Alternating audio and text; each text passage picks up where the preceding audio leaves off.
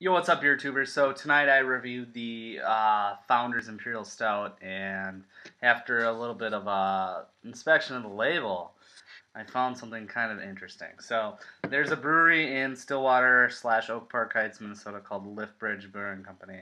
Probably a lot of you have not heard of them. They're 2 to 4 years old, somewhere in there. And they do a decent job. But lately they just came out with their Imperial Stout that was aged in bourbon barrels. They had two versions, one in barrels, one non-barrel aged, and the barrel aged version was 400 bottles. But I noticed something after just going down to the cellar with the rest of the Founders Imperial Stout with the labels, and it kind of got me thinking about the fact that there's 2,900 breweries in America now.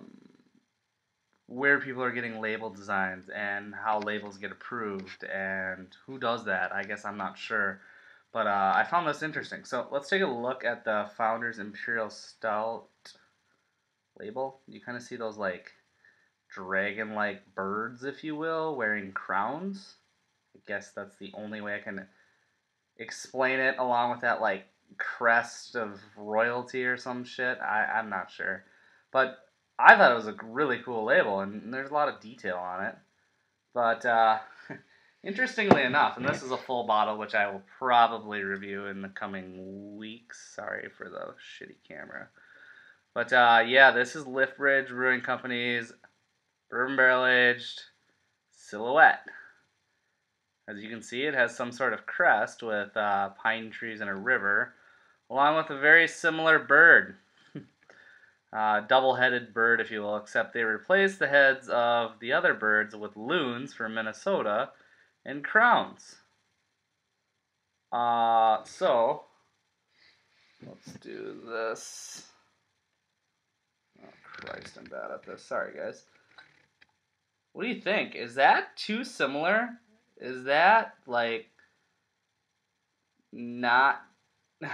To me, if I was one of these breweries, particularly Founders, and I did this label first, which they have, I'd be pretty pissed off. Granted, one says Founders on it, and granted the other says Liftbridge on it in big bold letters, I guess. But that raises the question, with all these booming breweries and the craft beer movement, should there be more detail put into label design and separating yourself with your label design from other breweries? So let me know what you guys think in the comments about that similarity. If there's any other ones you've actually noticed that maybe I don't, yeah, leave them down below. I'm actually just kind of curious about this. So again, always thanks for stopping by, guys, and cheers.